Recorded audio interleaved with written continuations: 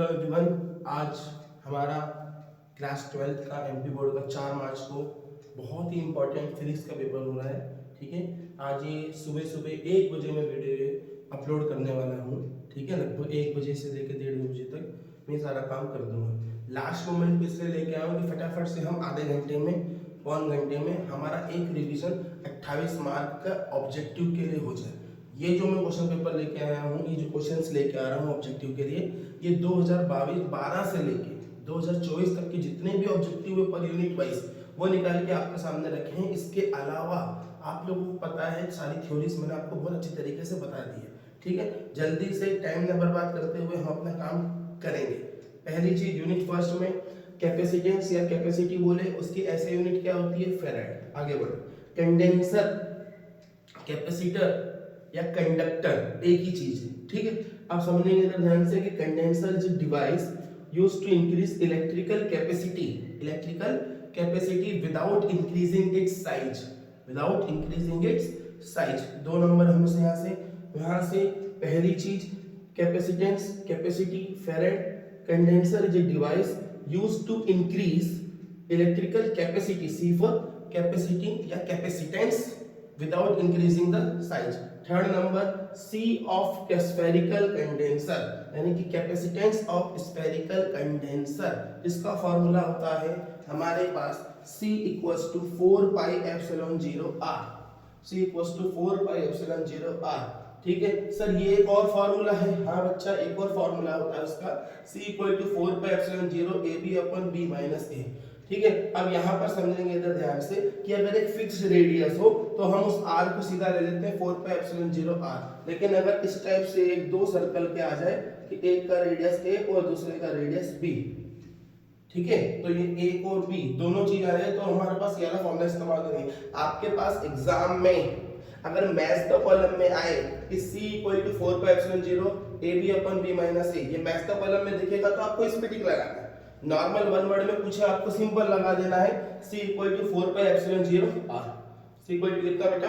4 pi epsilon 0 r। ये बहुत important चीज है। अब उसके बाद आगे हम करेंगे कि E electric field is inversely proportional to the square of distance, E is directly proportional to the charge as electric field intensity का फॉर्मूला क्या बनता है बेटा? 1/4 pi epsilon 0 q upon r square. q is the charge, r is the distance between the point and the charge. ठीक है, आप लोगों को बहुत अच्छे तरीके से पता है E। अब उसके बाद for constant potential difference between the two plates of A parallel plate capacitor, अगर मैं कांस्टेंट पोटेंशियल डिफरेंस रखूं और between the two plates of A parallel plate capacitor, ठीक है, अगर उसके बीच की जो एयर है उसको रिप्लेस कर देता हूं मैं अगर by dielectric constant, if air is replaced by dielectric constant, the electric field क्या हो जाएगा बच्चा? डिक्रीजेस। जो हमने डेरिवेशन में करा था कि भैया वो जो टी थिकनेस थी, ये डी पूरी थिकनेस डिस्टेंस है between the two plates, T thickness की हमने क्या कर दी? वैक्यूम में क्या लाके रख दी? डाइलेक्ट्रिक कांस्टेंट लाके रख दिया, तो d माइनस टी हो जाता था। वही कॉन्सेप्ट यहाँ पर है कि भैया by replaced by dielectric constant the electric field क्या हो जाएगा? डिक्रीजेस। अगला the angle between electric line of force and equipotensial surface। Sir ये इक्विपोटेंशियल सरफेस क्या होता है? ऐसा सरफेस जिसके हर पॉइंट पे पोटेंशियल क्या हो जाए? इक्वल हो जाए, यानी कि उसके अगर एक पॉइंट से दूसरे पॉइंट पे वर्क डन जो होता है उसको क्या कहेंगे? जीरो। अगर एक पॉइंट से दूसरे पॉइंट पे अगर किसी चार्ज को मूव कराना है तो उसके अंदर पोटेंशियल क्या हो जाएगा? सेम हो जाएगा, तो वर्क डन क्या हो जाएगा बेटा? जीरो हो जाएगा। इसलिए इस सरफेस को अपन क्या कहते हैं? Equipotential surface. The angle between electric line of force and equipotential surface कितना होता है बेटा? 90 डिग्री। आगे बढ़ेंगे। For a parallel plate capacitor, एक बार एग्जाम में आएगा ही आएगा, इस बार इसका डेरिवेशन फॉर्मूला निकल के आता है C equal to epsilon 0 A by D, यानी कि C equal to K epsilon 0 A by D। अब देख रहे हो कि आप C और K डायरेक्टली प्रोपोर्शनल है। A क्या होता है? Area of the plates, D क्या होता है? Distance between the plates. अगर A को बढ़ाऊंगा तो कैपेसिटेंस बढ़ेगा, A को घटाऊंगा तो कैपेसिटेंस घटेगा। उनके साथ डायरेक्टली प्रोपोर्शनल का रिलेशन है। इधर क्या है? उल्टा रिलेशन है कि अगर D बढ़ा तो C कम होगा, D बढ़ा तो C कम होगा। If the distance between the plates of a parallel plate capacitor increases then capacity or capacitance decreases। ठीक है बच्चा। अब आगे डाइलेक्ट्रिक कांस्टेंट ऑफ एयर कितना होता है 1, डाइलेक्ट्रिक कांस्टेंट ऑफ मेटल कितना होता है इनफाइनाइट। आगे बढ़ेंगे, इलेक्ट्रिक पोटेंशियल का फॉर्मूला क्या होता है, V इक्वल टू W/Q, यानी कि 1 वोल्ट इक्वल टू 1 जूल पर 1 कूलम। कूलम किसकी यूनिट होती है, ऐसा यूनिट, चार्ज की ऐसे यूनिट होती है। यह इंटेंसिटी ऑफ इलेक्ट्रिक फील्ड की यूनिट है ना, इसकी क्या है ये यूनिट। तो इंटेंसिटी ऑफ इलेक्ट्रिक फील्ड या unit of electric field intensity, इसको हम क्या कहेंगे, न्यूटन पर कूलम। जिसमें फार्मूला होता है F इक्वल टू QE, तो E equal to F upon Q। F की यूनिट क्या हो जाएगी न्यूटन, Q की यूनिट हो जाएगी कूलम। तो F इक्वल टू QE से हम इंटेंसिटी ऑफ इलेक्ट्रिक फील्ड का फार्मूला आसानी से निकाल सकते हैं। मोस्ट इंपोर्टेंट क्वेश्चन न्यूमेरिकल में भी आ सकता है कि भैया the radius of spherical conductor क्या दे रखा है 1 माइक्रोफैराड, तो उसका रेडियस कितना होगा 9 किलोमीटर। ठीक है, so that the radius of spherical conductor of 1 microfarad is 9 kilometre. ऐसा आपको न्यूमेरिकल भी एग्जाम में आ सकता है, मैंने बहुत अच्छी तरीके से करवाया है। आगे बढ़ेंगे, मोस्ट इंपोर्टेंट नई चीज बता रहा हूं, एक कूलम में कितने इलेक्ट्रॉन्स होते हैं आपको पता है, एक कूलम में कितने इलेक्ट्रॉन्स होते हैं पता है, लेकिन एक कूलम से कितनी electric line of force pass हो रही है, या electric line of force passing through 1 coulomb approximately कितनी होती है बच्चा, याद कर लें 1.13 into 10 to the power 11, 1.13 into 10 to the power 11 electric line of force passing through 1 coulomb of charge. ठीक है, आगे बढ़ेंगे, इलेक्ट्रिक पोटेंशियल ऑफ अर्थ क्या मान लिया अपन ने, 0 मान लिया। Potential energy of electric dipole का फार्मूला होता है माइनस का Pe cos थीटा। फार्मूला क्या है बच्चा, माइनस का Pe cos थीटा। P क्या है तुम्हारी electric dipole moment. Sir electric dipole moment की यूनिट क्या होती है, coulomb into metre, coulomb into metre. वो डैश से बच्चा माइनस समझ जाता है, वो coulomb into metre. Unit of electric dipole moment क्या होता है, कूलम इनटू मीटर। हम जल्दी जल्दी करेंगे, आगे बढ़ेंगे। चार्ज ऑन इलेक्ट्रॉन कितना होता है बच्चा, 1.6 into 10 to the power minus 19 coulomb. Dimensional formula of charge 80। Value of electric field inside the cavity या कंडक्टर कितना हो जाएगा 0। आपको समझ में आ जाए, क्वेश्चन सीधा सीधा पूछ लेगा कि value of electric field inside the cavity और कंडक्टर कितना हो जाएगा 0। आगे इफेक्ट ऑफ इंसुलेटेड मीडियम, अगर इंसुलेशन कर दिया है तो पोटेंशियल पे उसका क्या इफेक्ट पड़ेगा, ऑब्वियस सी बात है वो क्या करेगा, डिक्रीज कर देगा पोटेंशियल को। ठीक है, अब आगे the electric dipole moment per unit volume of a substance is known as polarization। Last 2-3 year में पूछ लिया polarization density। ठीक है, अभी सिर्फ आपको याद रखना है क्योंकि हमारे पास इतना समय नहीं है।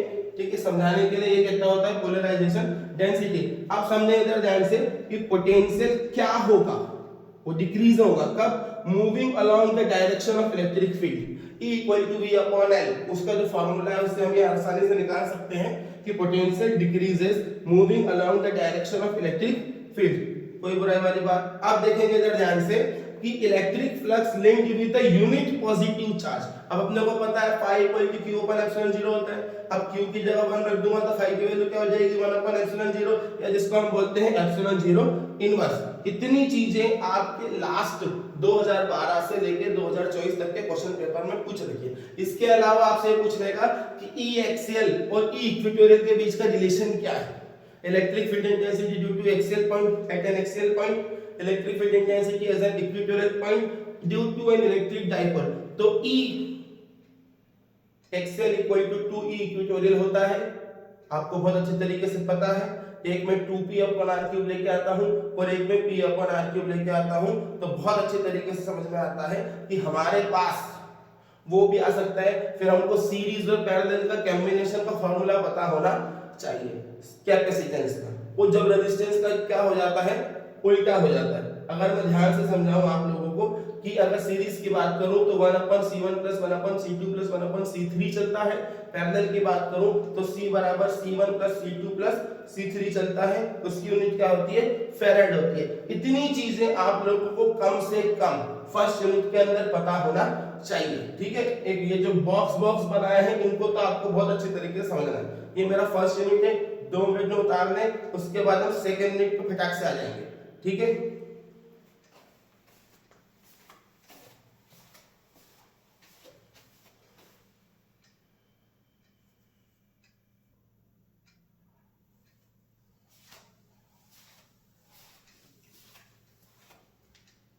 चलिए बच्चा, अब हमारा यूनिट सेकंड। अब यूनिट सेकंड की बात करें तो जल्दी फटाफट, ओहमिक रेजिस्टेंस क्या होता है बेटा? कॉपर वायर याद करने रखने। इंटरनल रेजिस्टेंस का फॉर्मूला होता है capital R E upon V minus 1। ये internal resistance of a cell का फॉर्मूला है, इसके ऊपर डेरिवेशन भी एग्जाम में आएगा। उसके बाद यूनिट ऑफ स्पेसिफिक रेजिस्टेंस क्या है? रेजिस्टिविटी। स्पेसिफिक रेजिस्टेंस और रेजिस्टेंस का डिफरेंस अच्छे से एक बार पढ़ के चले आना, ठीक है। अब unit of specific resistance, resistivity unit क्या होती है? Ohm into metre. And the specific resistance depends upon material of the conductor. सिर्फ और सिर्फ किस पे डिपेंड करेगा? वो मटेरियल ऑफ द कंडक्टर पे डिपेंड करेगा, लेंथ पे डिपेंड नहीं करेगा, cross section area of the conductor पे डिपेंड नहीं करेगा। सिर्फ और सिर्फ किस पे डिपेंड करेगा? Depends upon material of the conductor. Star बना के कान में अच्छे तरीके से मेरी आवाज अगर आप जा रही हो तो ध्यान से, depends upon material of the conductor। आगे बढ़, unit of specific resistance, resistivity ohm metre, depends upon material of the conductor. बहुत बढ़िया। आइडियल वोल्टमीटर, सर वोल्टमीटर क्या नापता है? पोटेंशियल डिफरेंस नापता है। वोल्टमीटर को कैसे कन्वर्ट करते हैं अपन? पैरेलल में कन्वर्ट करते हैं, यानी इलेक्ट्रॉनिक सर्किट। अगर मैं आइडियल वोल्टमीटर की बात करूं, ठीक है, तो उसको क्या बोला गया है? पोटेंशियोमीटर। और ये potentiometer is more superior than voltmeter, ठीक है। आगे बढ़ेंगे। अब उसके बाद सर ये बेहतर कोर्स में तो नहीं बताया, सर पुराने ऑब्जेक्टिव में है, क्योंकि पहले पोटेंशियोमीटर, मीटर ब्रिज दोनों का पूरा डेरिवेशन भी था आपके कोर्स के अंदर। ध्यान सुनेंगे, अभी से इतना याद रख लें कि आइडियल वोल्टमीटर कितना होता है बच्चा? पोटेंशियोमीटर होता है। आगे यूनिट ऑफ करंट सबको पता है बचपन से, एम्पियर होती है।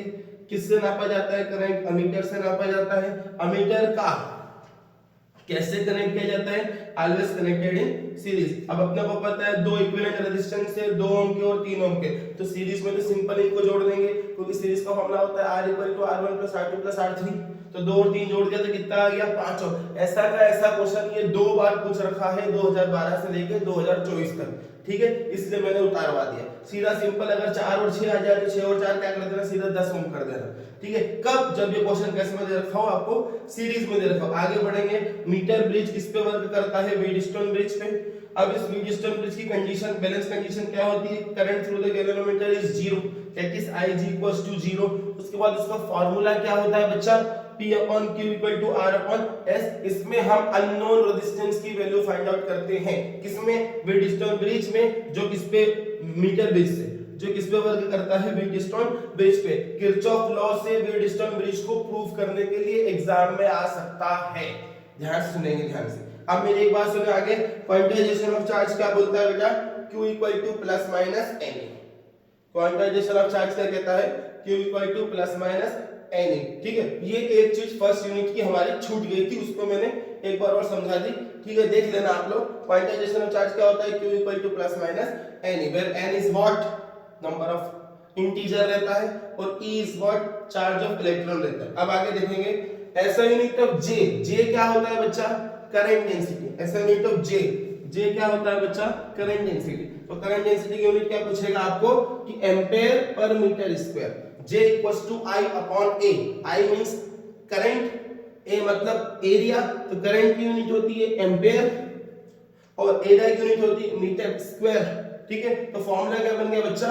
Ampere per metre square. आप लोग स्क्रीन को थोड़ा सा जूम करेंगे, क्वालिटी को हाई क्वालिटी पे लेके जाएंगे, तब जाके आपको पूरा लेक्चर अच्छे से समझ में आ जाएगा। आप ध्यान सुनेंगे। अब direction of electron flow, electron हमेशा कहां से फ्लो करता है? नेगेटिव से पॉजिटिव या लो टू हाई पोटेंशियल। आगे बढ़ेंगे। किरचॉफ का फर्स्ट लॉ किस पे बेस्ड है? Law of conservation of charge पर। किरचॉफ का सेकंड लॉ किस पे बेस्ड है? Law of conservation of energy पर। किरचॉफ के फर्स्ट लॉ को करंट लॉ कहते हैं KCL। किरचॉफ के सेकंड लॉ को वोल्टेज लॉ कहते हैं KVL। शॉर्ट फॉर्म में अगर आपको बताऊं मैं, नाइक्रोम क्या है? Resistance wire.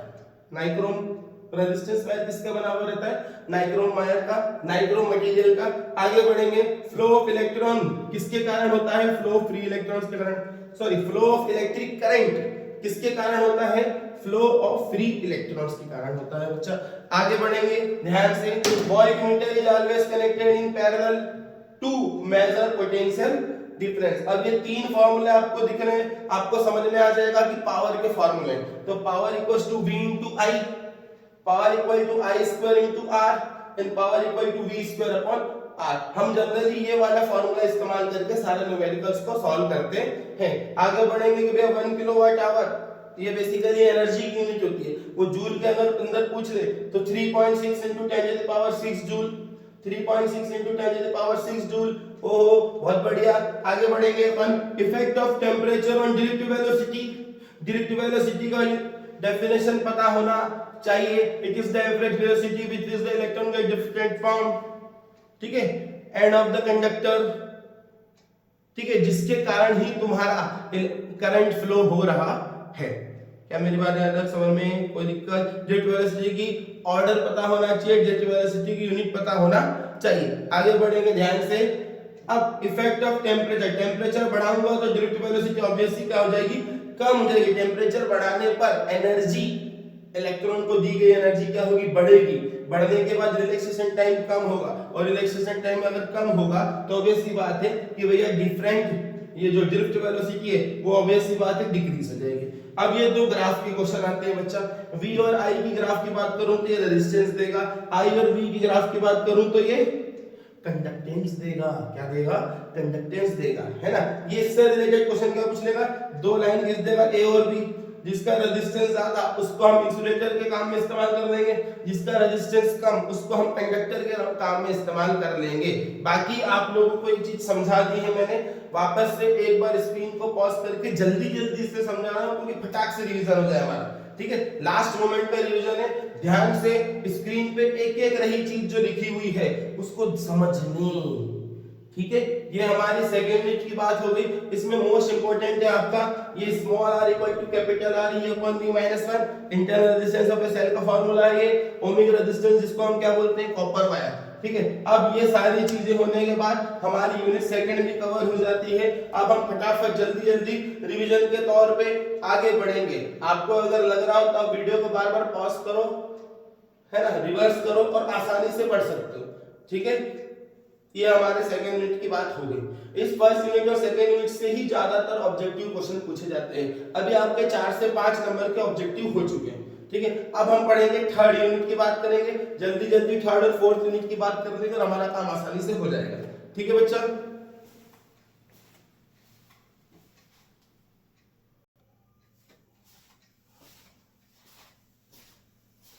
चलिए बच्चा, अब लोग हमारी यूनिट थर्ड की बात करते हैं। पहली चीज है यूनिट थर्ड, ठीक है। अब उसके अंदर सबसे पहली चीज पूछता है बी से डिनोट करना, मतलब आपको पता है मैग्नेटिक फील्ड इंटेंसिटी, ठीक है। तो B is a vector quantity, that means magnetic field जो इंटेंसिटी है वो कैसी क्वांटिटी होती है? वेक्टर क्वांटिटी होती है। उसके बाद ऐसा यूनिट ऑफ मैग्नेटिक मोमेंट। अब मैग्नेटिक मोमेंट बेसिकली होता है करंट इनटू एरिया, तो करंट की यूनिट क्या होती है? एम्पीयर, और एरिया की यूनिट होती है मीटर स्क्वायर। आगे बढ़ेंगे, मन को खुश हुई होने वाली बात है, moving charge produces both electric field and magnetic field. Moving charge produces both electric field and magnetic field. आगे बात करता हूं मैं negative magnetic tendency. The substance having the negative magnetic tendency is known as diamagnetic substance. कौन सा substance कहते हैं उसको बच्चा? डाईमैग्नेटिक सब्सटेंस कहते हैं। अब अपने को पता है क्या कि स्मॉल बार मैग्नेट किसकी तरह बिहेव करेगी? एक मैग्नेटिक डाइपोल मोमेंट की तरह, ठीक है। तो मैग्नेटिक डाइपोल की तरह बिहेव करती है डाइपोल मोमेंट में, और स्मॉल बार मैग्नेट किसकी तरह बिहेव करती है? अब मैग्नेटिक डाइपोल की तरह, क्योंकि उसमें नॉर्थ पोल होता है और एक साउथ पोल होता है। आगे बढ़ते हैं कि cause of displacement current. Cause of displacement current वो कौन सा कॉज होता है? Variable electric field. ध्यान सुनेंगे बच्चा, वेरिएबल इलेक्ट्रिक फील्ड। वापस इधर आ जाओ, नेगेटिव मैग्नेटिक टेंडेंसी वाला सब्सटेंस होता है आपका डाईमैग्नेटिक सब्सटेंस। बहुत बढ़िया। The kinetic energy of A charge particle, अगर कोई चार्ज पार्टिकल है उसकी kinetic energy moving in a uniform magnetic field remain कैसी रहती है? अनचेंज। रिमेन्स कैसे रहेगी? अनचेंज। ये ट्रू और फॉल्स में क्वेश्चन पूछा था, तो आपको इस पे ट्रू लगा के आना है, ठीक। आगे बढ़ेंगे, G4 समझ में आ गया होगा आपको। गैल्वेनोमीटर, ये कौन सा गैल्वेनोमीटर है? मूविंग कॉइल गैल्वेनोमीटर है। और इस मूविंग कॉइल गैल्वेनोमीटर की जो वर्किंग होती है वो किस पे बेस होती है? मैग्नेटिक इफेक्ट ऑफ करंट की। अगर इस गैल्वेनोमीटर को मुझे अमीटर में कन्वर्ट करना है, एमीटर क्या नापता है? करंट नापता है। तो करंट की किसके साथ दुश्मनी होती है बच्चा? रेजिस्टेंस के साथ उसकी दुश्मनी होती है। तो a low resistance wire called shunt, वो कैसे कनेक्ट किया जाता है? इन पैरेलल इज यूज्ड, है ना, to convert a galvanometer into ammeter. A low resistance wire called shunt is in parallel is used, और उस शंट का फार्मूला क्या होता है?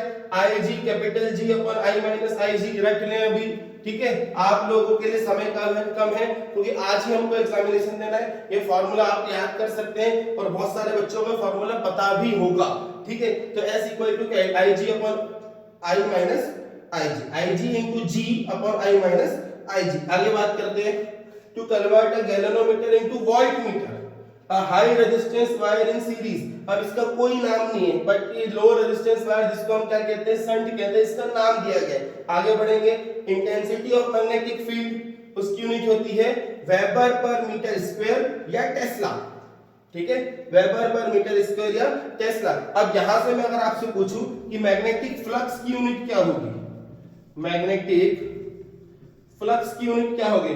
तो मैग्नेटिक फ्लक्स की यूनिट होती है बच्चा वेबर। मैग्नेटिक फ्लक्स की यूनिट क्या होगी? वेबर। आप लोगों को पता होगा, इसके अलावा भी बहुत सारे ऑब्जेक्टिव हैं, पर हमें पता है कि एमपी बोर्ड क्वेश्चंस को रिपीट करता है, तो हमें पता होना चाहिए कि हम 2012 से लेके 2024 तक के ऑब्जेक्टिव कर ले, उसके बाद तो ऊपर वाला अपने साथ है कि नहीं? अब देखेंगे इधर ध्यान से, इधर देख, intensity of magnetic field weber per metre square, जिसको अपन क्या कहते हैं? टेस्ला, टकला। टकला याद कर लो इसको, ठीक है। इंटेंसिटी ऑफ मैग्नेटिक फील्ड, ये टकला है, कोई बात नहीं। अब आगे बढ़ो, इसको भी रहने देते हैं, आगे बढ़ो। Eddy currents are used to make a galvanometer dead beat, खराब करने के लिए, ऐसा समझो, मारने के लिए। गैल्वेनोमीटर डेड बीट कौन इस्तेमाल करते हैं? Eddy current. आगे बढ़ेंगे, ओरस्टेड इतना बड़ा लिख दिया। ओरस्टेड डिस्कवर्स क्या? Magnetic effect of current. Oersted discover क्या? Magnetic effect of current. आगे बात करेंगे शंटेड गैल्वेनोमीटर, मैच तो कॉलम में इधर मर गया, शंटेड गैल्वेनोमीटर। तो आपको इधर क्या दिखेगा भैया, है ना, आपको इधर क्या दिखेगा? शंटेड गैल्वेनोमीटर के साथ में क्या आ जाएगा? अमीटर। शंटेड गैल्वेनोमीटर के साथ में क्या आ जाएगा? अमीटर। आगे, अगर हम शंटेड गैल्वेनोमीटर इस्तेमाल करते हैं तो the sensitivity of galvanometer decreases, the sensitivity of the galvanometer decreases by the use of shunt। shunt क्या है? a low resistance wire। लिख के ले लो, परीक्षा में क्वेश्चन आ जाएगा, 3 नंबर 2 नंबर में भी आ जाएगा। what is shunt? a shunt is a low resistance wire। आगे, resistance of ideal voltmeter V equal to IR, R जितना ज्यादा V जितना ज्यादा, तो रेजिस्टेंस ऑफ आइडियल वोल्टमीटर कितना रहेगा? Infinity. Resistance of ideal ammeter कितना रहेगा? 0। आगे बात करेंगे magnetic field intensity at the centre या magnetic field due to a intensity due to a long solenoid. दोनों का फार्मूला एक ही है, B equal to mu naught times of total current, N क्या है? नंबर ऑफ टर्न्स पर unit length. ये कहां से निकाल के लेके आते थे अपन? एम्पीयर सर्किटल लॉ से। ये फार्मूला आपको याद होना चाहिए। कौन सा फार्मूला है ये? Magnetic field intensity at the centre and due to a long solenoid. अगर वो पूछे, पर अगर ऐसा पूछ ले कि magnetic field intensity at the one end of a solenoid, तो आपको उससे क्या कर देना? हाफ कर देना। तो क्या फार्मूला बन जाएगा? B equal to mu naught Ni upon 2, ठीक है। अब most important question, the force acting on a moving charge in a uniform magnetic field, उस फोर्स को अपन क्या कहेंगे? Lawrence force. the force acting on a moving charge in a uniform field, in a uniform magnetic field, उस force को हम क्या बोलते हैं बच्चा? Lawrence force. उसका फार्मूला क्या बन जाता है? QVB sin theta. उसका फार्मूला क्या बन जाता है? QVB sin theta. अगर स्टेशनरी चार्ज की बात करूं तो लॉरेंस फोर्स कितना आ जाएगा? 0 हो जाएगा। आगे बात करेंगे मूविंग गैल्वेनोमीटर किस पे वर्क करता है? बता ही दिया आपको, मैग्नेटिक इफेक्ट ऑफ करंट। और most important point, a solenoid behaves like a bar magnet but a bar magnet behaves like a magnetic dipole. ध्यान सुनेंगे, solenoid behaves like a bar magnet but a bar magnet behaves like a magnetic dipole. इतनी चीजें आप लोगों को 2012 से 24 तक के यूनिट 3 से रिलेटेड पूछी है। आप इन पे जरूर नजर डाल दें। आपको आशा करता हूं बहुत सारी चीजें आती होंगी, नहीं भी आती होंगी, इसको पॉज करें, जल्दी जल्दी बता रहा हूं ताकि हमारा 40-45 मिनट में सभी यूनिट के 2012 से लेकर 24 तक के ऑब्जेक्टिव आसानी से हो जाए। ठीक है, आप लोग जूम कर लेना, एचडी क्वालिटी में डाल लेना, आप लोगों को सब पता है, you are tech friendly, that's why you are coming to Roshan एजुटेक चैनल, ठीक है, ओके। बार बार मुझे से एजुकेट निकलता है, आप एजुकेट हो रहे हो ना, यहाँ से ध्यान से सुनेंगे मेरी चीज, कोई दिक्कत यहाँ तक, ठीक है। अब हम आगे बढ़ेंगे, अब हमारा यूनिट कौन सी बात कर रहा हूं मैं, फोर्थ, ठीक है।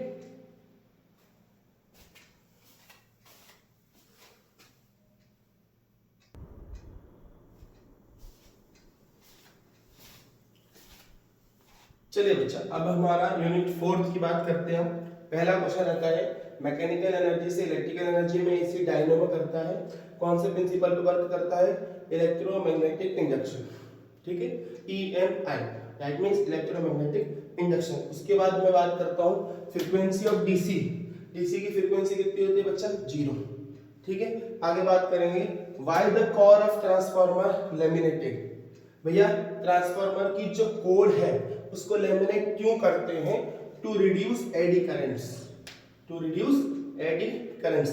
आगे बात कर रहा हूं मैं, ध्यान सुनेंगे कि भैया the resonance frequency of LC बोलो या एलसीआर सर्किट बोलो, दोनों के केस में, क्योंकि एल और C, XL equals to XC, that means ये आपकी जो इंडक्टिव रिएक्टेंस एक्सएल और कैपेसिटिव रिएक्टेंस जब ये दोनों बराबर हो जाते हैं उस कंडीशन को बोलते हैं रेजोनेंस कंडीशन, ठीक है। तो वो जो रेजोनेंस कंडीशन की बात हो रही है तो उसमें रेजोनेंस फ्रीक्वेंसी की बात होगी, तो रेजोनेंस फ्रीक्वेंसी ऑफ एलसी और एलसीआर सर्किट कितना होता है, F equal to 1/2 pi under root में LC, ठीक है। F इक्वल टू कितना होता है, 1/2 पाई अंडर रूट में LC, कोई बुराई वाली बात, ठीक है। अब इधर ध्यान से समझेंगे कि ये सर आई कहां से, XL equal to XC, XL की वैल्यू अपन ने रखी ओमेगा L 1/ओमेगा C, तो 1/LC ओमेगा स्क्वायर, ठीक है। अब इधर ध्यान से समझेंगे, या इसको मैं ऐसे लिख सकता हूं, F equal to under root में 1/LC और 1/2 पाई, इस टाइप से लिखो इसको, ठीक है। 1/2 पाई अंडर रूट में 1/LC, 1/LC, कोई बुराई वाली बात, ठीक है। XL इक्वल्स टू XC, इसको मैं प्रूफ करके भी बता सकता हूं, लेकिन अभी हम किसकी बात कर रहे हैं, ऑब्जेक्टिव की बात कर रहे हैं, तो 1/2 पाई अंडर रूट 1/LC, ठीक है। अब इधर ध्यान समझेंगे, इलेक्ट्रोमैग्नेट्स किसके बनी हुई रहती है, सर आयरन की बनी हुई रहती है। आगे बढ़ेंगे, यूनिट ऑफ इंडक्टेंस बोल लो, सेल्फ इंडक्टेंस बोल लो, म्यूचुअल इंडक्टेंस बोल लो, सबकी यूनिट क्या होती है, हेनरी होती है, ठीक है। सेल्फ इंडक्टेंस की यूनिट पूछे तो भी हेनरी, म्यूचुअल इंडक्टेंस की यूनिट पूछे तो भी हेनरी, इस इंडक्टेंस की यूनिट पूछे तो भी आपको क्या करना है, हेनरी होती है। क्या मेरी बात इंट्रोडक्शन में। अब उसके बाद एनर्जी स्टोर्ड का जो फॉर्मूला बनता है 1/2 Li स्क्वायर, उसके ऊपर जो क्वेश्चन है जिसके अंदर 800 जूल आ रहा है आंसर, वो क्वेश्चन आपको आज की परीक्षा में देखने को मिल सकता है।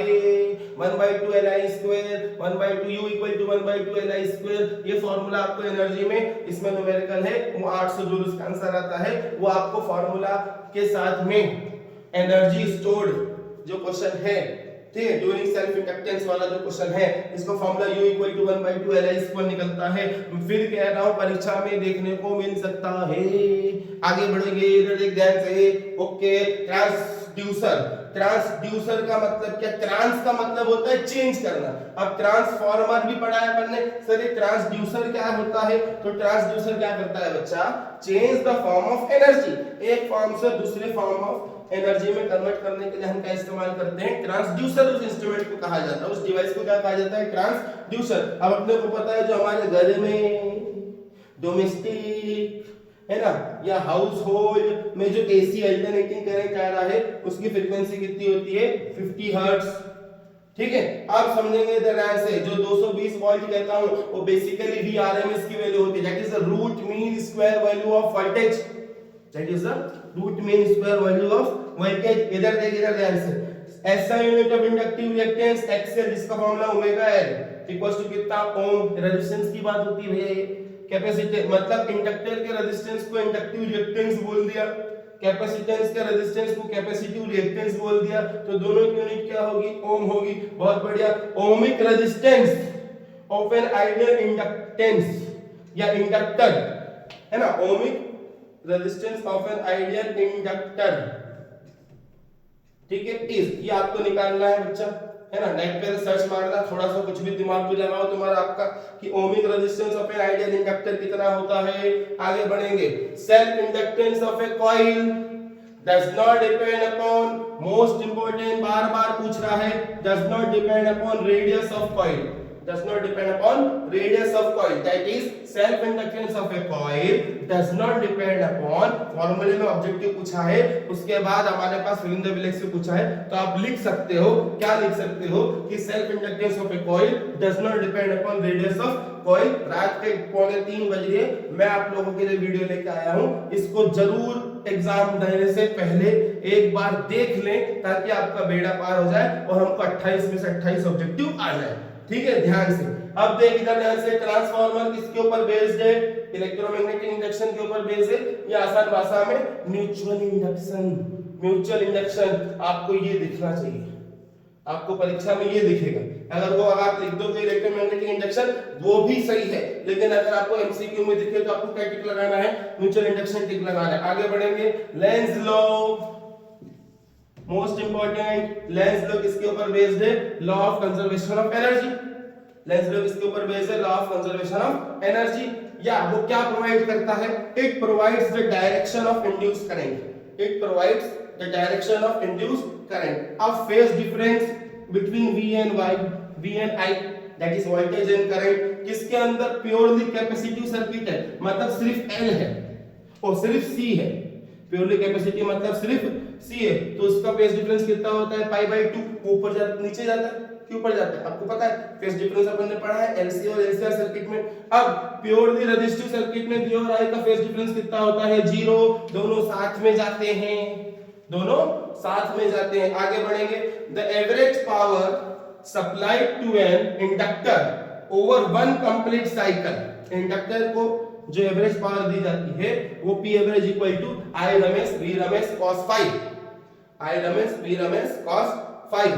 क्या मेरी बात है समझ में? अब देखेंगे कैसे होगा कंप्लीट साइकिल, हमेशा क्या रहती है, 0। अब समझेंगे effect on self induction of A solenoid if a core of soft iron is placed in it, आपको निकालना है, ये क्वेश्चन मार्क दे दिया मैंने, एक ये क्वेश्चन मार्क दे दिया, ये दो क्वेश्चन आप लोग देख के जरूर जाए। हमको पता है Vrms की वैल्यू क्या होती है, V0/√2, Irms की वैल्यू क्या होती है, I0/√2, ठीक है। V का इक्वेशन क्या होती है, V = V0 sin omega t। Sir इस इक्वेशन इसलिए लिख रहा हूं ताकि आप वहां से V0 की वैल्यू उठा सके और Vrms की वैल्यू आसानी से निकाल सके, ठीक है। वैसे ये इक्वेशन इसलिए लिख रहा हूं ताकि I0 की वैल्यू वहां से निकाल सके और Irms की वैल्यू I0/√2। सर √2 की वैल्यू कितनी होती है वो भी बता दो, तो वो जो वो एक सॉल्व इसका आंसर आ रहा है ना, आपको पता चल गया न्यूमेरिकल 100 वाला, जिसमें 141/1.41 वैल्यू क्या जाती है, 100 वोल्ट आती है कि नहीं आती, Vrms की वैल्यू कितनी आती है, 100 वोल्ट। वो वाला आपको न्यूमेरिकल एक बार देख लेना, ठीक है, ध्यान से। तो बच्चा I0 sin omega t, V = V0 sin omega t, ये इतनी चीजें आप लोगों को कम से कम 2012 से लेकर 2024 के पेपर में यूनिट 4 से इतनी चीजें बार बार पूछ रहा है, इसलिए मैंने आप लोगों को ये दो क्वेश्चन आप लोगों को करना है कि the ohmic resistance of an ideal inductor कितना होता है और effect on self inductance of A solenoid if core of soft iron is placed in it, ठीक है। ये आप लोगों की 4th यूनिट कंप्लीट हो गई मेरे हिसाब से, जो हमने 2012 से लेकर 2024 तक के ऑब्जेक्टिव देख लिए। अब हम बात करते हैं यूनिट 5th की, बहुत इंपॉर्टेंट है, इससे सबसे ज्यादा डिस्कवरर के नाम पूछे जाते हैं, नेम वेव्स की बात होती है, तो इलेक्ट्रोमैग्नेटिक वेव्स, ये जो हमारा 5th यूनिट की बात हो रही है। अब हम 5th यूनिट के ऊपर चलेंगे, तब तक आप वीडियो को आराम से पॉज करके इसको जूम करके इसको लिख सकते हैं, ठीक है। फिर कह रहा हूं या तो सुन लो, आधे पौन घंटे में हमारा वीडियो में 10 यूनिट के हमारे पास ऑब्जेक्टिव मिल जा रहे हैं अपने को सीधे सीधे, ठीक है। चल बच्चा आगे पढ़ेंगे यूनिट 5th।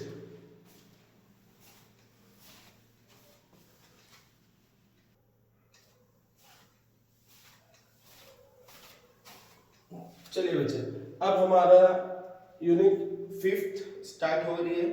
पहली चीज, टेलीकम्युनिकेशन में कौन सी वेव इस्तेमाल होती है, radio wave. The earth atmosphere is, जो ट्रांसपेरेंट है वो किसके लिए, विजिबल लाइट के लिए। Electromagnetic waves are transverse in nature, electromagnetic waves are produced by accelerated charge particle. अब देखो speed of electromagnetic wave in vacuum, तो c बराबर 1/√μ0 वैल्यू पूछे तो 3 × 10⁸ मीटर पर सेकंड है। ठीक है, अब आगे बात करेंगे भाई ओजोनोस्फीयर क्या एब्जॉर्ब करती है, यूवी रेस। टेलीविजन जेल बेड साइंटिस्ट का नाम है। ठीक है, आगे यूवी रेस क्या कहीं के लिए इस्तेमाल करते हैं इसको, जर्म्स किलर के लिए। आगे इंफ्रारेड रेस पे क्वेश्चन 100% आएगा। इंफ्रारेड हर्शल ने डिस्कवरी करी थी। इंफ्रारेड वेव्स को, रेस को हम हीट वेव्स भी कहते हैं। ये कहां लाई करती है, विजिबल लाइट और माइक्रोवेव के बीच में। जो हमारा पूरा इलेक्ट्रोमैग्नेटिक स्पेक्ट्रम है उसके अंदर विजिबल लाइट और माइक्रोवेव के बीच में लाइट कौन करती है, अपनी इंफ्रारेड रेस। आगे बात करेंगे wavelength range of visible light या उसका ऑर्डर। अगर मैं मीटर में बात करूं तो ऑर्डर होता है 10⁻⁷ मीटर और उसकी वैल्यू होती है 4 × 10⁻⁷ टू 7 × 10⁻⁷ मीटर में। अगर मैं एंगस्ट्रॉम की बात करूं तो 4000 से 7000 एंगस्ट्रॉम। अगर मैं नैनोमीटर की बात करूं तो 400 से 700 नैनोमीटर। ये क्या है, wavelength range of visible light. आपको एग्जाम में पूछे कि भाई what is the order of the visible light, range of order of the visible light, तो आप क्या लिखोगे 10⁻⁷ मीटर। या तो आप पूरा एक काम करना 4 × 10⁻⁷ मीटर से 7 × 10⁻⁷ मीटर तक आप लिख सकते हो। आगे बढ़ेंगे, वेल्डर्स जो रहते हैं, आपने देखा होगा वेल्डर एक चश्मा लगाते हैं। क्यों चश्मा लगाते हैं, क्योंकि वहां पर इलेक्ट्रोमैग्नेटिक रेडिएशन जो चिंगारियां निकलती है उससे हमारी आंखों को खराबी ना हो, आंखों की खराबी ना हो, इसलिए वो क्या लगा देते हैं, काय के लिए इस्तेमाल करते हैं, to prevent their eyes from electromagnetic radiation. आगे quantum nature of electromagnetic radiation. Quantum nature of electromagnetic radiation किस इफेक्ट द्वारा प्रोड्यूस हुआ, अभी मैं आपको बताऊंगा, है ना। अभी इधर आगे चल, इलेक्ट्रोमैग्नेटिक वेव्स किसके द्वारा होती है, एक्सीलरेटेड चार्ज पार्टिकल के द्वारा। मैक्सिमम फ्रीक्वेंसी वेव हमारी क्या बात होती है, गामा रेस। ठीक है, used in fog, infrared light. ठीक है, working of microwave oven is based upon electromagnetic waves. Electromagnetic waves does not require a medium to propagate. True और फॉल्स, ट्रू। ठीक है, electromagnetic waves does not require a medium to propagate. अब ये आपको करना है quantum nature of electromagnetic radiation. ठीक है, quantum nature of electromagnetic radiation. अभी quantum nature of electromagnetic radiation से पहले इसको आप लोग अच्छी तरीके से देख लें, है ना, वीडियो को पॉज करके आराम से देख लें।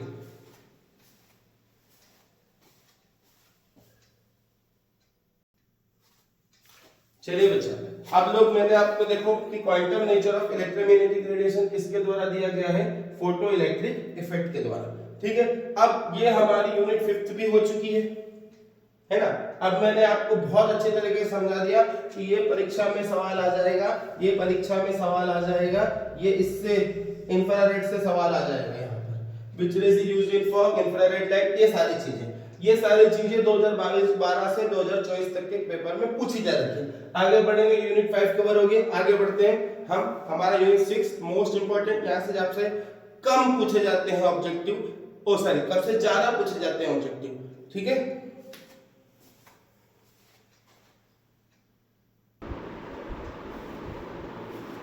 चलिए बच्चा, अब आप लोगों का यूनिट 6 है, उसका फर्स्ट पार्ट है, मतलब इसी में बता दूंगा आगे, इसके बाद भी सेकंड बहुत बढ़ना पड़ेगा। तो यूनिट 6 बहुत बड़ी, आप लोगों को पता है ना। अध्याय सुनेंगे, कार्पस्कुलर थ्योरी ऑफ लाइट किसने दी थी, भाई साहब न्यूटन ने दी थी। इंटरफेरेंस क्या दर्शाता है, वेव नेचर दर्शाता है, जिसके अंदर क्या होता है, change the wave form change हो जाती है। यंग्स डबल स्लिट एक्सपेरिमेंट में कोहेरेंट जो सोर्सेस होते हैं वो मस्ट बी रियल, है ना, एक ट्रू और फॉल्स में पूछा गया। अब ये IP + R = 90 डिग्री, सर ये एंगल ऑफ पोलराइजेशन है, IP मतलब एंगल ऑफ पोलराइजेशन, इन दोनों का, और एंगल ऑफ रिफ्लेक्शन। ठीक है, तो ये IP + R की वैल्यूज फॉर्मूला से पूछ लेगा आपको, से इतना मतलब याद रखो कि जहां पर भी IP + R दिख जाए तो आपको क्या लिख देना, 90 डिग्री लिख देना। And air bubble behaves like concave lens, बार-बार परीक्षा में पूछा गया है। ठीक है, least distance of distant vision 25 centimetre, 10th class में पढ़ के आए हैं अपन। ब्रेस्टर्स लॉ क्या दर्शाता है? Polarisation of light. Distance law क्या डिफाइन करेगा? Polarisation of light. Snell's law क्या डिफाइन करेगा? Refraction of light. आगे mu equal to sin a upon sin r। अब अपने को पता है कि कंपाउंड माइक्रोस्कोप में दो लेंस होते हैं, FO मतलब ऑब्जेक्टिव लेंस की फोकल लेंथ, FE मतलब आईपीस की फोकल लेंथ। बार बार सवाल पूछा गया है कि ये इससे छोटी होती है, ये उससे बड़ी होती है। आप तो याद रखो कि भैया FO is greater than FE मतलब focal length of objective is greater then focal length of eyepiece. ये जरूर याद करना है, परीक्षा में आने जैसा है कि भैया कंपाउंड माइक्रोस्कोप में FO is greater then FE होता है। आगे बात करेंगे blue colour of scattering. Blue colour of sky किसके कारण होता है? स्कैटरिंग ऑफ लाइट के कारण होता है। आगे बात करेंगे लेजर क्या है? लेजर आपने बचपन में समय मेले में जाके चलाई है। तो लेजर बेसिकली होती क्या है? इंटेंस मोनोक्रोमेटिक और coherent source of light. F equal to R by 2 पता है। What is the relation between the focal length and radius curvature of a spherical mirror? आपका लिख दोगे F equal to R by 2। अब अपने को पता है चाहे कॉनकेव लेंस हो चाहे कॉनकेव मिरर हो, focal length is always negative. ठीक है, तो रेडियस ऑफ कर्वेचर भी नेगेटिव। अब मैं मिरर की बात करूं तो रेडियस ऑफ कर्वेचर मतलब कॉनकेव वर्ड दिख जाए तो फोकल लेंथ भी नेगेटिव और रेडियस ऑफ कर्वेचर भी नेगेटिव। कॉन्वेक्स वर्ड दिख जाए फोकल लेंथ भी पॉजिटिव और रेडियस ऑफ कर्वेचर भी पॉजिटिव। मैं ऐसा इसलिए कह रहा हूं क्योंकि 2 नंबर में इससे रिलेटेड क्वेश्चन पूछ सकता है। ठीक है, अगर आपकी किस्मत अच्छी रही तो। अब 67 क्वेश्चन पूछ लिया। पोल से फोकस तक की दूरी को अपन क्या बोलेंगे? Focal length. पोल से फोकस तक की दूरी को अपन भैया क्या बोलेंगे? फोकल लेंथ कहते हैं। ठीक है, अगर मैं पूछ रहा हूं पोल से सेंटर ऑफ कर्वेचर दूर की दूरी, आपको पता है उसको अपन क्या बोलेंगे? Radius of curvature. आगे बात करेंगे रीडिंग लेंस। डिटेक्टिव वाले भी इस्तेमाल करते हैं। वो कौन सा माइक्रोस्कोप है भैया? सिंपल माइक्रोस्कोप है। आगे बात करेंगे कि भैया speed of light is less in denser medium and more in rarer medium. आपको पता है ड्यूरिंग रिफ्रैक्शन, जब रिफ्रैक्शन होता है वेवलेंथ चेंज हो जाएगी, स्पीड चेंज जाएगी, सिर्फ क्या चेंज नहीं होती? Frequency does not change. जब एक मीडियम से दूसरे मीडियम में लाइट जाती है तो उसकी फ्रीक्वेंसी डज नॉट चेंज। आगे बढ़ेंगे। गैलीलियन टेलीस्कोप के अंदर जो आई लेंस इस्तेमाल किया जाता है उसमें डाइवर्जिंग लेंस का इस्तेमाल किया जाता है। कौन सा लेंस का इस्तेमाल किया जाता है बच्चा? डाइवर्जिंग लेंस का इस्तेमाल किया जाता है। आगे बात करेंगे when one can notice the phenomena of diffraction of light. जब ये वो स्लिट के एक्सपेरिमेंट से क्वेश्चन पूछ लिया है कि भैया कब फेनोमेना ऑफ डिफ्रैक्शन होगा? कब होगा? कि when the slit width, slit की चौड़ाई is the order of the wavelength of light. इतना याद करना है कि भैया when the slit width is of the order of the wavelength of light, then one can notice the phenomena of diffraction of light. आगे बढ़ेंगे when total internal reflection of light possible। एक number में पूछ लिया तो भैया angle of incidence must be greater than critical angle, that means I is greater than IC। Second बात पूछी तो denser to rarer medium में ले जाना चाहिए। आगे बात करेंगे सर इस फेनोमेना के अंदर एक एग्जांपल बता दो डेली लाइफ में। तो ब्रिलियंस ऑफ डायमंड, डायमंड का चमकना जैसे हम चमकेंगे, है ना? हम चमकेंगे नहीं चमकेंगे? 9 से 12 बजे तक हम चमकेंगे, उसके बाद हमारा रिजल्ट चमकेगा। बहुत आशा से ईमानदारी से पढ़ाया है आप लोगों को। प्लीज इस वीडियो को ध्यान से सुनेंगे, आपके 28 नंबर इससे बाहर नहीं जाएंगे, है ना? और आप 28 नंबर का आराम से कर सकते हो। कि when total internal reflection of light possible i is greater than IC, denser to rarer medium में जाना चाहिए। अब आईपी मतलब angle of polarisation. Reflected ray और रिफ्लेक्टेड रे के बीच का एंगल कितना होता है? 90 डिग्री होता है। ठीक है, ये चीज होने के बाद आप वीडियो को देख लो, है ना? अब उसके बाद हम इसका एक और मैं मतलब एक बार और बोर्ड भरूंगा, उसके बाद हम 7th 8th 9th का एक बार 2 बार बोर्ड भर के खत्म करेंगे। हमारे पास समय कम है। ठीक है, ध्यान से देख लेंगे, एक बार वीडियो को पॉज कर लेंगे, जूम कर लेंगे, एचडी क्वालिटी में डाल लेंगे, लाइक शेयर करेंगे और सब्सक्राइब करेंगे। ठीक है,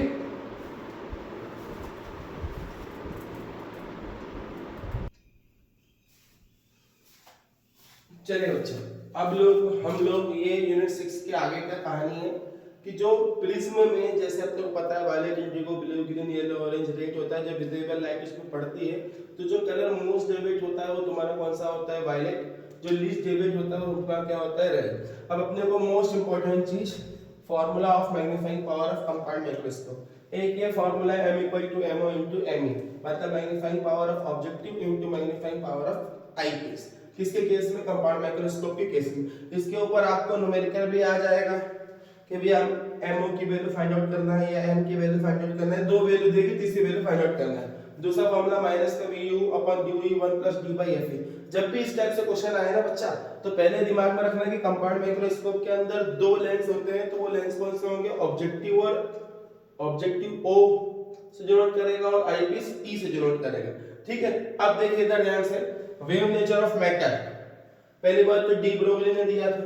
ये क्या दर्शाता है, ड्यूअल नेचर ऑफ लाइट, क्योंकि जो लाइट है वो बेसिकली वेव के फॉर्म में भी रहती है और पार्टिकल के फॉर्म में भी रहती है। ठीक है, आगे बात करेंगे absolute refractive index of water की वैल्यू कितनी होती है, 1.33। ठीक है, उसके बाद अपने को डायमंड की पता होना चाहिए, रिफ्रैक्टिव इंडेक्स 2.42। ठीक है, उसके बाद ग्लास की अपने को पता होना चाहिए 1.5। आगे बात करेंगे ब्रेस्टर्स लॉ में इक्वल टू 10 होता है। ठीक है, आपके कोर्स में से ये सारी चीजें 2012 से लेकर 24 तक के ऑब्जेक्टिव हैं। ठीक है, अब देख ध्यान से, ब्रेस्टर्स लॉ क्या होता है, mu equal to 10 IP। How can we increase the magnification power of an astronomical telescope.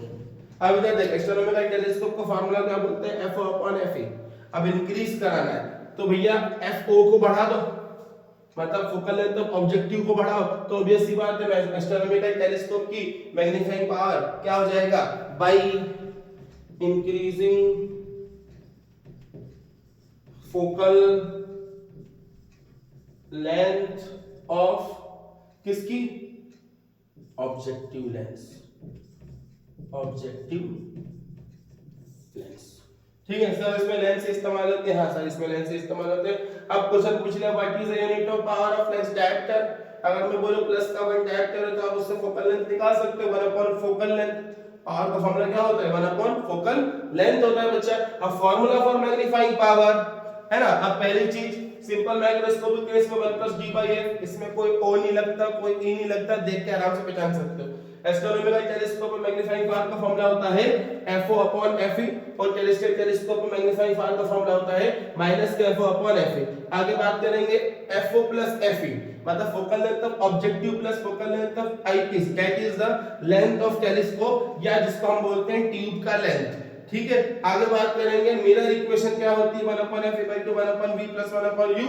उसके बाद लेंस इक्वेशन क्या होती है बच्चा, 1 upon f equal to 1 upon v minus 1 upon u। Magnification has no unit because it is the ratio. Magnification basically क्या है, या तो अगर हम टेलीस्कोप माइक्रोस्कोप की बात करें तो वो एंगल का रेशियो होता है। ठीक है, visual angle subtended by the image upon visual angle subtended by the object. ठीक है, जो अपन tan beta upon tan alpha लेके चलते हैं उसमें भी रेशियो है। तो वैसे मैग्नीफिकेशन जो रहता है वास्तविकता में उसकी कोई यूनिट होती नहीं है। अब आगे बात करेंगे, ये सारी चीजें अधिकतर मैथ्स द कॉलम में यहां से पूछ सकता है कि भैया मैथ्स द कॉलम में इधर लिख देगा simple microscope, astronomical telescope, terrestrial telescope, बार-बार पूछा गया है। वेव नेचर किसने दिया था, डी ब्रोगली ने दिया था। ड्यूअल नेचर ऑफ लाइट है, लाइट मैटर के वे में भी है ना।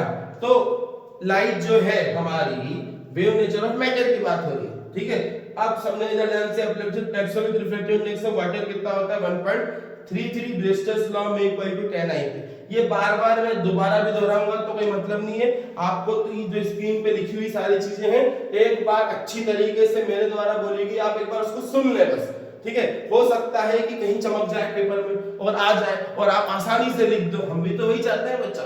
ठीक है, अब देखिए इधर ध्यान से, ये सारी चीजें हो गई।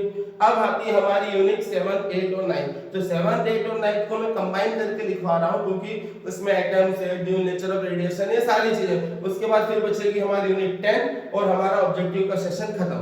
ठीक है, अब देखेंगे इधर ध्यान से,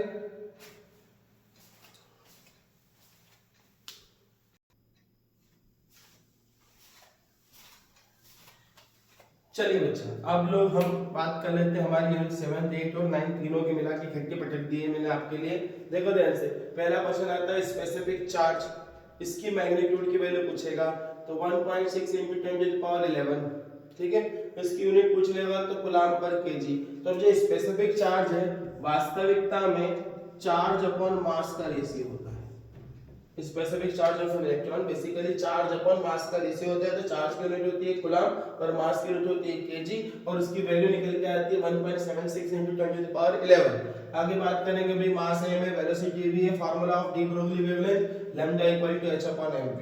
ठीक है, एक और फार्मूला निकल के आता है lambda equal to h upon √2mk। ये अंडर रूट 2 के मतलब क्या होती है काइनेटिक एनर्जी, ठीक है। ये दोनों फॉर्मूले में, लेकिन अगर इस ये वाला क्वेश्चन आया तो आपको क्या लिखना है, lambda equal to H upon M V. Maths the column में ये भी देखने को मिला हुआ है, ये कहां पर है, मैथ्स द कॉलम में। आगे बात करेंगे x क्या होती है, प्लैंक्स कांस्टेंट रहती है, ठीक है। इसकी वैल्यू आप पढ़ लेना, नहीं तो पेपर में दी गई होगी एग्जाम में। आगे द नंबर ऑफ फोटॉन्स या photo electrons emitted per second depend, किस पर डिपेंड करेंगे, intensity of incident radiation. Photo electric effect में जैसे लाइट पड़ती है तो मिनिमम एनर्जी जो रिक्वायर्ड की जाती है उसको अपन क्या बोलते हैं, वर्क फंक्शन, और जो मिनिमम फ्रीक्वेंसी होती है इंसिडेंट रे की उसको अपन बोलते हैं थ्रेशोल्ड फ्रीक्वेंसी। लेकिन वो इंटेंसिटी पे क्या डिपेंड करेंगे, the number of photons photo electrons emitted per second depends upon the intensity of incident radiation. आगे बात करते हैं Einstein photoelectric equation. Einstein photoelectric equation ये होती है भैया, E equal to h nu naught plus 1 by 2 m v square। सीधा question पूछ लेगा कि what do right Einstein photoelectric equation, right Einstein photoelectric equation. आगे बात करेंगे 1 इलेक्ट्रॉन वोल्ट, बहुत बढ़िया। या इलेक्ट्रॉन वोल्ट किसकी यूनिट होती है, यूनिट ऑफ एनर्जी होती है। 1 इलेक्ट्रॉन वोल्ट की वैल्यू कितनी होती है, 1.6 × 10⁻⁻19 जूल। आगे बात करेंगे मिनिमम फ्रीक्वेंसी, मिनिमम फ्रीक्वेंसी को हम क्या कहेंगे, थ्रेशोल्ड फ्रीक्वेंसी, ठीक है। मिनिमम एनर्जी की बात आए टू इमिट द इलेक्ट्रॉन, उसको अपन क्या बोलेंगे, वर्क फंक्शन, ठीक है। अब इन दोनों का बीच का रिलेशन अगर मैं लिख दूं तो वो होता है phi equal to h nu naught, that is the relation between the threshold frequency and work function। phi equal to h क्या है, प्लैंक्स कांस्टेंट, nu naught क्या है, phi को क्या डिनोट करते हैं, वर्क फंक्शन। वर्क फंक्शन किससे denote करते हैं, phi से। nu naught क्या है आपकी थ्रेशोल्ड फ्रीक्वेंसी। आगे बात कर वेवलेंथ ऑफ फोटॉन्स 5000 एंगस्ट्रॉम है, तो उससे रिलेटेड मोमेंटम, ये आपको सॉल्व करने के लिए बोला जाएगा, लेकिन हम डायरेक्ट लिख सकते हैं क्योंकि वन वर्ड में क्वेश्चन पूछा था कि 1.32 × 10⁻⁻27 kg मीटर पर सेकंड। तो मोमेंटम का फार्मूला क्या होता है, मास इनटू वेलोसिटी। देख मास की वैल्यू क्या होती है kg और वेलोसिटी की यूनिट क्या होगी, मीटर पर सेकंड। अगर 5000 एंगस्ट्रॉम, अगर ये ऐसा ऐसा उठा के क्वेश्चन दे दे तो आप सीधे वैल्यू रख लेना 1.32 × 10⁻⁻27 kg। Rest mass of electron 9.1 × 10⁻⁻31 kg। Spectrum of neon lamp का जो स्पेक्ट्रम होता है वो कहां, विजिबल रीजन के अंदर लाई करता है। कांस्टेंट ऑफ फोटॉन, अपने को पता है फोटोइलेक्ट्रिक इफेक्ट जो है दिया था हर्ट्ज ने, लेकिन एक्सपेरिमेंट को किसने करा था, आइंस्टाइन बाबा ने किया था। तो कांस्टेंट ऑफ फोटॉन जो लेके आए थे वो कौन लेके आए थे, आइंस्टाइन लेके आए थे। एटम क्या है भाई साहब, न्यूट्रल है, क्योंकि जितना नंबर ऑफ इलेक्ट्रॉन्स रहते हैं उतने ही नंबर ऑफ उसमें क्या रहते हैं, प्रोटॉन रहते हैं, ठीक है। तो इसलिए वो अनचार्ज है। Energy equivalent of 1 gram substance, बहुत बढ़िया, E equal to mc²। ये मास एनर्जी इक्विवेलेंस का रिलेशन होता है, E equal to mc²। अब यहाँ पर मास की वैल्यू 1 ग्राम पुट करेंगे, सी की वैल्यू आपको पता है 3 × 10⁻3, 3 इंटू जो भी वैल्यू, सी की वैल्यू क्या है 3 × 10⁻, ठीक है, जो वैल्यू है आपको पता है, ठीक है। तो 3 A equal to mc, speed of light की वैल्यू यहाँ पे पुटअप कर देंगे, मास 1 ग्राम पुटअप कर देंगे। जब इसको सॉल्व करेंगे तो क्या वैल्यू आएगी, 9 × 10⁻13 जूल, ठीक है। अब इधर देख ध्यान से, wave associated with moving particle क्या होती है बच्चा, मैटर वेव, उसको हम क्या कहते हैं, डी ब्रोगली या matter wave. The size of the nucleus is of the order, किसके ऑर्डर का रहता है, 10⁻⁻15 ऑर्डर का रहता है। आगे बात करेंगे रेडियस ऑफ न्यूक्लियस का, सीधा सीधा फार्मूला कैपिटल R = 1/(10⁻⁴)1/3। आगे बात करेंगे एटॉमिक नंबर में, अगर मैं बोलूं कि एटॉमिक नंबर क्या डिफाइन करता है, या तो नंबर ऑफ इलेक्ट्रॉन ऑप्शन में, या तो नंबर ऑफ प्रोटॉन। इलेक्ट्रॉन कहां मिलेगा, बाहर घूमता हुआ मिलेगा, प्रोटॉन कहां मिलेगा, न्यूक्लियस में बैठा हुआ मिलेगा, ठीक है। आगे बात करेंगे the energy of electron present in ground state of hydrogen atom. The energy of electron present in ground state of hydrogen atom किसकी वैल्यू रहती है 13.6। बच्चा इलेक्ट्रॉन वोल्ट, माइनस का 13.6 electron volt. The energy of electron present in ground state of hydrogen atom कितनी रहती है, minus का 13.6 electron volt. इधर देख ध्यान से, E equal to mc², ये आइंस्टाइन फोटोइलेक्ट्रिक इक्वेशन में मतलब क्या जाना, ठीक है। ये बेसिकली क्या है तेरी, मैं फिर कह रहा हूं, मास एनर्जी इक्विवेलेंस है, ठीक है। और आइंस्टाइन फोटोइलेक्ट्रिक इक्वेशन ये देख इधर मर रही, E equal to h nu naught plus 1/2 mv², ठीक है। अब यहां पर देख phi equal to h nu naught, अगर मैं इसको ऐसे भी लिख सकता हूं, और पढ़े लिखे लोग इसको phi plus 1/2 mv² भी लिख देते हैं तो भी सही है। क्योंकि फाई की वैल्यू क्या होती है, h not, that is the relation between the threshold frequency and work function, that is the relation between the threshold frequency and work function. इसको अच्छे तरीके से नोट डाउन कर लें, इसको रब कर रहा हूं, एक पेज और भरूंगा तो हमारे 7 8 7 8 9 यूनिट आराम से हो जाएगी। ठीक है, पूरे ऑब्जेक्टिव यहां से आपको छोटे-छोटे क्वेश्चंस भी आ जाएंगे 2-2 नंबर में, तो आप उठा के लिख सकते हो। मिनिमम इस 50 वीडियो 50 55 या 1 घंटे की जो वीडियो रहेगी, इसके अंदर आप लोगों को 30 से 35 नंबर मिल जाएंगे। तो 5 से 6 में आपको कुछ नहीं करना, ये सारे ऑब्जेक्टिव को बहुत अच्छी तरीके से देख लेना। ठीक है, चलिए अब ये देख लीजिए आप आराम से।